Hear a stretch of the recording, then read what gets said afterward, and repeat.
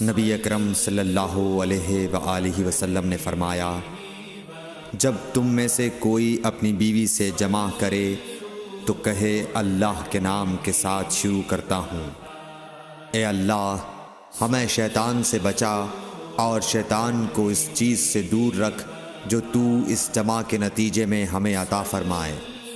یہ دعا پڑھنے کے بعد جمع کرنے سے میاں بیوی کو جو اولاد ملے گی اسے شیطان نقصان نہیں پہنچا سکتا۔ صحیح بخاری حدیث نمبر 141۔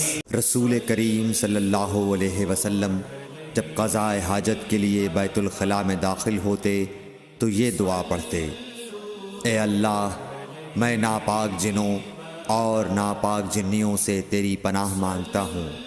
صحیح بخاری حدیث نمبر 142۔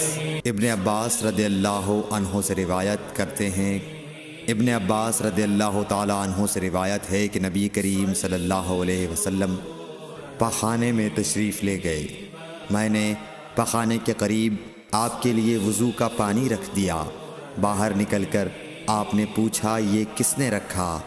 جب آپ کو بتلایا گیا تو آپ نے میرے لیے دعا کی اور فرمایا، اے اللہ اس کو دین کی سمجھ عطا فرمائیو۔ صحیح بخاری حدیث نمبر 143۔ رسول اللہ صلی اللہ علیہ وسلم نے فرمایا کہ جب تم میں سے کوئی پخانے میں جائے تو قبلے کی طرف منہ کرے نہ اس کی طرف پشت کرے، بلکہ مشرق کی طرف منہ کر لو یا مغرب کی طرف۔ صحیح بخاری حدیث نمبر 144۔ لوگ کہتے تھے کہ جب قضاء حاجت کے لیے بیٹھو تو نہ قبلے کی طرف منہ کرو نہ بیت المقدس کی طرف۔ یہ سن کر عبداللہ بن عمر رضی اللہ تعالی عنہ نے فرمایا کہ ایک دن میں اپنے گھر کی چھت پر چڑھا تو میں نے حضرت صلی اللہ علیہ وسلم کو دیکھا کہ آپ بیت المقدس کی طرف منہ کر کے 2 اینٹوں پر قضاء حاجت کے لیے بیٹھے ہیں۔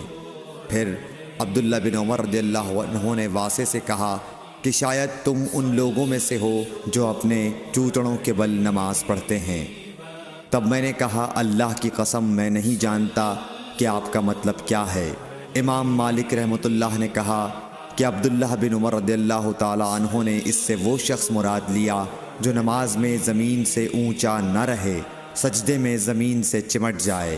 صحیح بخاری حدیث نمبر 145۔ رسول اللہ صلی اللہ علیہ وسلم کی بیویاں رات میں مناصے کی طرف قضاء حاجت کے لیے جاتی اور مناصے ایک کھلا میدان ہے، تو حضرت عمر رسول اللہ صلی اللہ علیہ وسلم سے کہا کرتے تھے کہ اپنی بیویوں کو پردہ کرائیے، مگر رسول اللہ صلی اللہ علیہ وسلم نے اس پر عمل نہیں کیا۔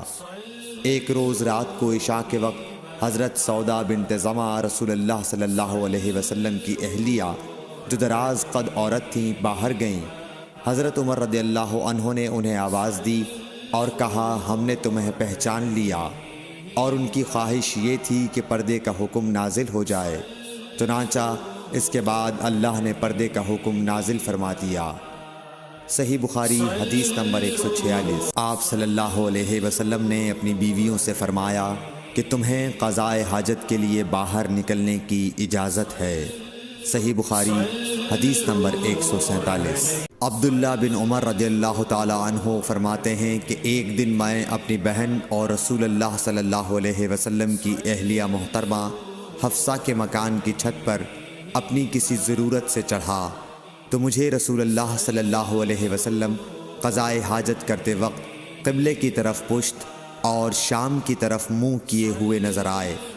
صحیح بخاری حدیث نمبر 148۔ عبداللہ بن عمر رضی اللہ تعالی عنہ نے خبر دی، وہ کہتے ہیں کہ ایک دن میں اپنے گھر کی چھت پر چڑھا تو مجھے رسول اللہ صلی اللہ علیہ وسلم 2 اینٹوں پر قضاء حاجت کے وقت بیت المقدس کی طرف منہ کیے ہوئے نظر آئے۔